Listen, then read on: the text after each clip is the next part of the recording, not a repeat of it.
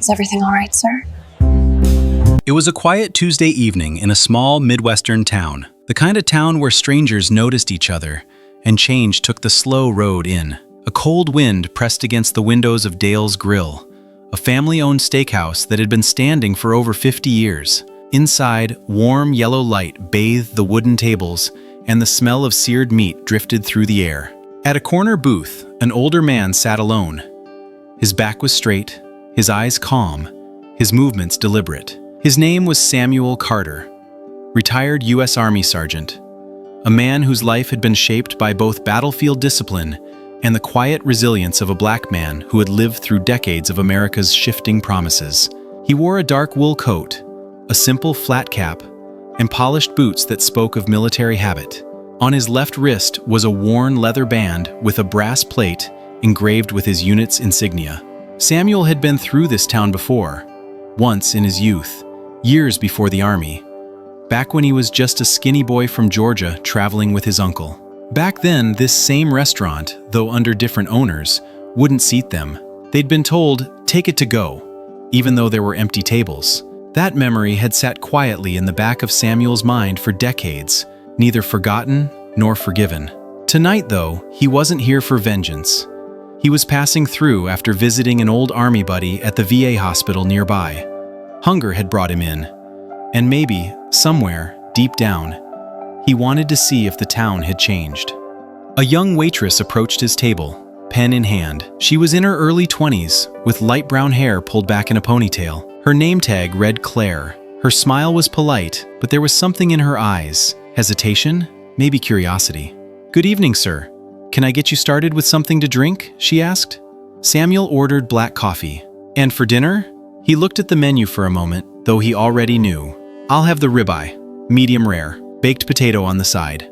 Claire wrote it down, nodded, and started to turn away, then hesitated. She glanced over her shoulder toward the kitchen, then back at Samuel. Leaning in slightly, she lowered her voice. "I just want to say, I'm really sorry." Samuel looked up, his brow furrowing. "Sorry for what?" She swallowed hard, her eyes darting briefly toward the manager at the counter. "Some people here, they're not always welcoming, especially to customers who don't look like them." Samuel held her gaze, his face unreadable. "You mean black folks?" She looked down, almost ashamed. "Yes, sir. I didn't want you to be caught off guard. The cook back there, She stopped herself. "Just be careful." The words settled over Samuel like a cold wind. He'd heard warnings like that before, in uniform and out. Warnings about neighborhoods, about small towns, about people who smile until they don't. He leaned back in his seat, studying her. "Why tell me?" She took a quiet breath. "Because my grandfather was in Vietnam. He told me about the black soldiers who fought alongside him, who bled and died for this country. He said they came home to parades for some and silence for others. I guess I don't want to see anyone disrespected in here, especially not someone who served." For a moment, Samuel didn't speak. The chatter of the restaurant faded into the background, and the air between them hung heavy. Finally, he nodded once. "I appreciate that." Claire offered a faint smile, then hurried back to the kitchen. Samuel sat still, his hands folded on the table. The warning had stirred something in him. Not fear, but the old, familiar awareness. The sense that, no matter how many years passed, there were rooms in America where he was still just a visitor. As he waited, he noticed subtle things. A couple at the bar glancing over more than once. A man in a trucker's cap at a nearby table leaning in to whisper to his friend, their eyes flicking briefly in Samuel's direction. It wasn't loud, it wasn't open, but it was there. When Claire returned with his coffee, she placed it gently on the table, along with a small dish of butter. "Your steak will be out in just a few minutes." Samuel nodded. "You said your grandfather was in Vietnam?" "Yes, sir. 1968 to 69, Marines." "Good man, then," she smiled faintly. "He was, and he always told me to look a person in the eye, no matter who they are. Said it's the quickest way to tell if you can trust them." Samuel allowed himself the faintest of smiles. "Your grandfather sounds like he knew what he was talking about." Before Claire could reply, the kitchen door swung open, and a tall man in a stained apron emerged carrying Samuel's plate. The steak was seared perfectly, steam rising from its surface. The cook's face was hard, his jaw tight. He placed the plate on the table without a word, then walked away without making eye contact. Samuel picked up his fork and knife, cutting into the meat. The first bite was tender, seasoned well, but something about the way the cook had set the plate down, the refusal to meet his gaze, lingered in his mind. Across the room, the man in the trucker's cap said something under his breath that made his friend chuckle. Samuel didn't flinch, didn't look over. He'd learned long ago that sometimes the most powerful answer was silence and the refusal to leave. He ate slowly, savoring each bite, but he could feel the weight of the room pressing in. And though the food was good, the taste carried the bitter edge of history. By the time he finished, Claire returned with the check. She hesitated again before speaking. "If you don't mind me saying, sir, thank you for not letting them make you feel unwelcome." Samuel looked at her for a long moment, then said, "I've been unwelcome in places bigger than this. But a man's dignity? No one serves it to you, and no one can take it away unless you hand it over." She nodded, her eyes shining with a quiet respect. Samuel slid a tip across the table, larger than most would leave, and stood, adjusting his coat. He gave her a small, deliberate nod, the kind a soldier gives another when words aren't needed. As he stepped out into the cold night air, he knew the encounter would stay with him, not because of the stares or the silence, but because of the courage it had taken for one young woman to speak truth in a place where it wasn't welcome. And Samuel Carter had always believed that courage was contagious. The night was colder than Samuel expected. The wind carried the smell of snow from somewhere beyond the horizon, and the street lamps cast long shadows across the nearly empty parking lot. He paused beside his truck, keys in hand, and looked back at Dale's grill. The yellow light spilling from the windows gave it a warm appearance from the outside, but Samuel knew warmth could be deceiving. He'd felt that kind of warmth before, the kind that looked inviting until you stepped too close. As he climbing into his truck, memories pressed against him like unwelcome passengers. He thought back to another evening, different equal town in a different small town. He'd been in uniform then, army greens, boots still dusty from the motor pool. It was 1971.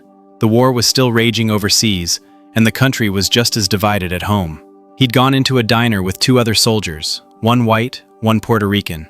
They were brothers in arms, bound by the strange, unspoken bond that comes from knowing someone has had your back under fire. But in that diner, the waitress had looked right past him, taken the other two men's orders, and walked away. It was the white soldier, Henderson, who had called her out. Loud, public. Henderson wasn't the kind of man who cared about polite silence. He'd slammed his hand on the table and said, "You forgot one of us." The entire diner had gone quiet. The waitress had returned, her jaw tight, and taken Samuel's order without looking at him.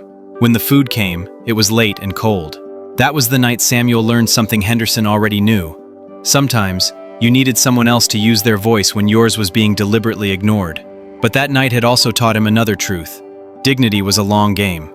You could lose a battle without losing yourself. Tonight, Claire had been that voice, and though her words had been softer than Henderson's, they had landed with the same force. Samuel started the engine, waiting at idle while he sat in silence for a moment. He wasn't in the habit of letting strangers get into his head, but Claire's apology had cut through something deeper than he expected. It wasn't just about him.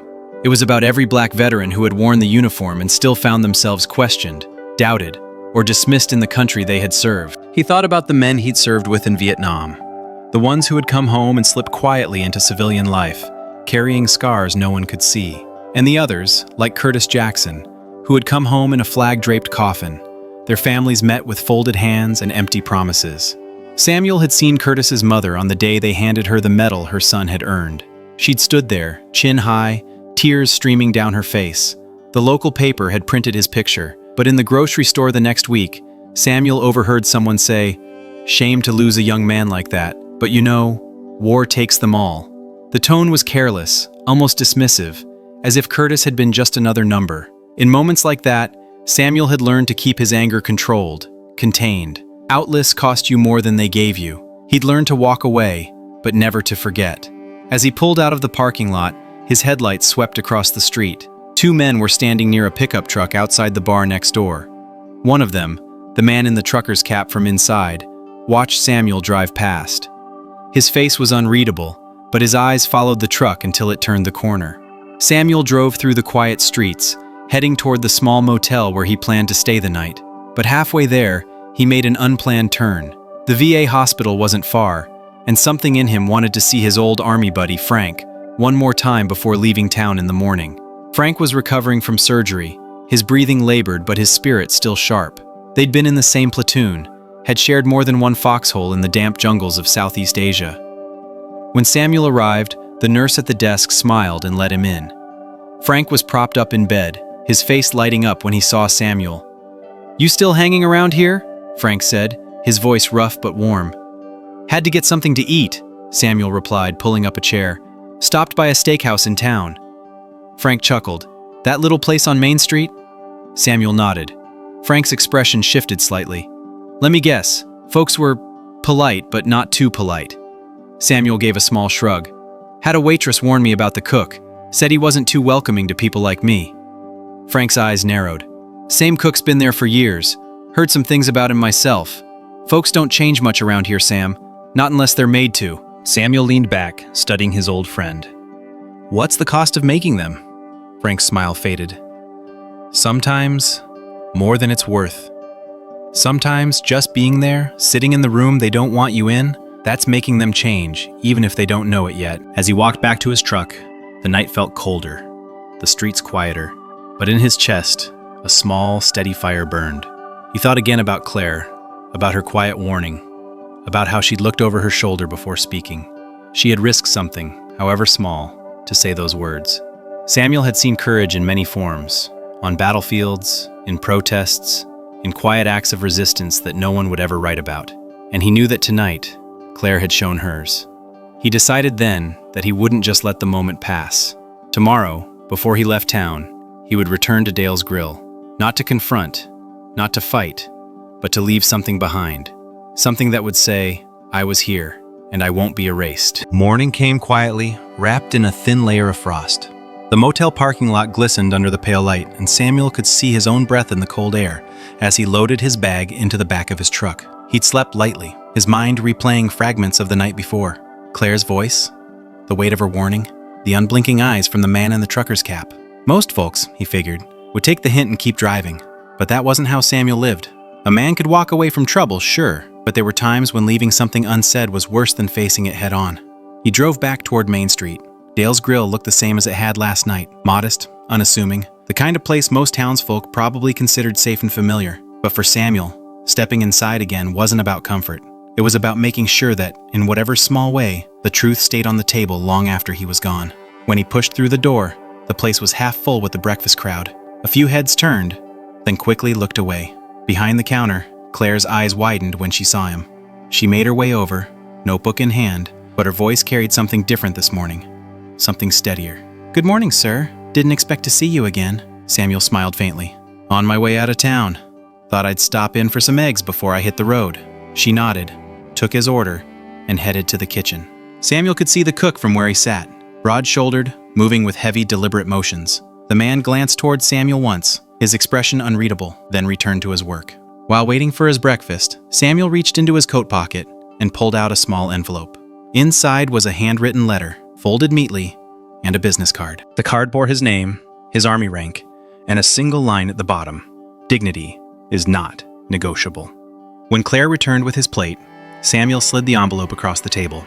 "This is for you," he said quietly, "and for the cook." She looked surprised. "For the cook?" Samuel nodded. "Whether he reads it or not, that's his choice. But I want you to see it first." She hesitated, then opened the envelope. The letter was short, written in clear, deliberate script. "I served this country for over 20 years. I've seen men of every race stand side by side under fire, trusting each other with their lives. We didn't ask what color the man next to us was. We only asked if he would have our back. Last night, I was reminded that here at home, some folks still see the uniform, but not the man. That's their choice. Mine is to walk into any room with my head high, knowing my worth doesn't depend on their welcome. To the one who needs this message most, remember, your respect for others doesn't diminish you. Your hate does. Claire read it twice, her lips pressed together. When she looked up, her eyes glistened. "Thank you," she said softly. Samuel nodded, then turned his attention to his food. He ate slowly, not because he was in a hurry, but because he wanted to be deliberate. To take up the space, the time, the right to be there without rushing to leave. Halfway through his meal, Claire disappeared into the kitchen. Through the small window in the swinging door, Samuel caught a glimpse of her speaking to the cook. The man looked down at the letter in his hands, his jaw tightening. He said nothing, but he didn't toss it aside either.